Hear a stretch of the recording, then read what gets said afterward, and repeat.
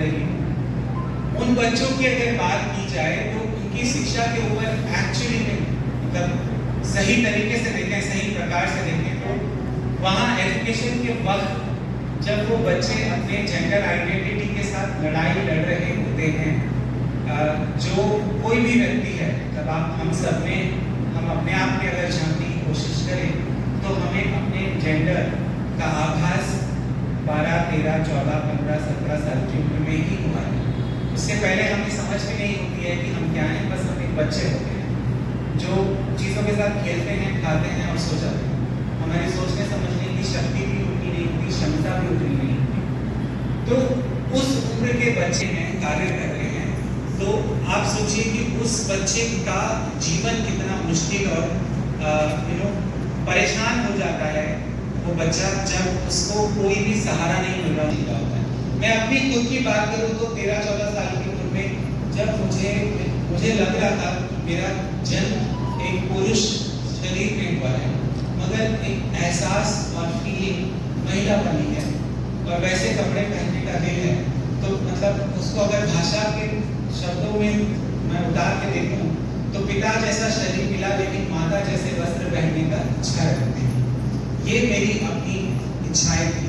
वहीं पर कुछ बच्चे ऐसे भी पैदा होते हैं जिनको माता जैसा शरीर मिलता है लेकिन पिता के वस्त्र पहनने का और पिता का जो हाव भाव है और जो दिनचर्या है वैसा जीवन जीने का जी करता है। तो वो बच्चे, वो व्यक्ति जो है वो ट्रांसजेंडर व्यक्ति होते हैं। अब आप समझने की कोशिश कीजिए कि जब ये कश्मकश में वो बच्चा गुजर रहा है उस वक्त आप उसके ऊपर 2 थप्पड़ लगा रहे बोल रहे हैं कि नहीं आपको स्कूल जाना ही पड़ेगा। क्यों? क्योंकि पढ़ाई जरूरी है। देखिए ठीक है, तो उन्होंने रेनबो स्टेशन करके वो मेरा नाम जो मैंने बोला उसको उन्होंने अपनाया क्योंकि उसमें बहुत सारे रंग दिखते हैं। वो लोग ट्रांसजेंडर से जुड़े हुए शब्द ढूंढ रहे थे, किन्नर शब्द, ये शब्द, वो शब्द। तो जैसे किन्नर शब्द यहाँ लिखा है, मगर बहुत सारे लोग किन्नर इस समाज से जुड़ते हैं, ट्रांसजेंडर समाज से, एक लिंग से दूसरे लिंग में परिवर्तित होते हुए जो व्यक्ति होते हैं, वो शायद उस शब्द के साथ अपने आप को खुश या सहज महसूस नहीं करते। तो ऐसे ही मैंने ये सब बातें वहाँ भी रखी और उन्होंने कहा कि हम रेनबो नाम रखेंगे। चलिए आपकी बात हम मानते हैं और सुनने में भी थोड़ा फैंसी सा लग रहा है। तो वहाँ से वो शुरुआत हुई थी, आप समझिए। और आज वहाँ पे 6 ट्रांसजेंडर बच्चे काम करते हैं और उसमें से एक व्यक्ति तो ऐसी है जिसकी मैम मैनेजर हुआ करती है। मैं आप सभी से एक बात बोलूँ यार, और वो शायद आपको अच्छी लगे कि हम जब किसी व्यक्ति से बात करते हैं ना, किसी भी व्यक्ति से, तो हम शायद उससे ऐसे शुरुआत कर सकते हैं, नमस्कार, मेरा नाम दीपिका है और आपका नाम क्या है, मैं जान सकती हूँ? और क्या मैं ये भी जान सकती हूँ कि आपके सर्वनाम क्या है?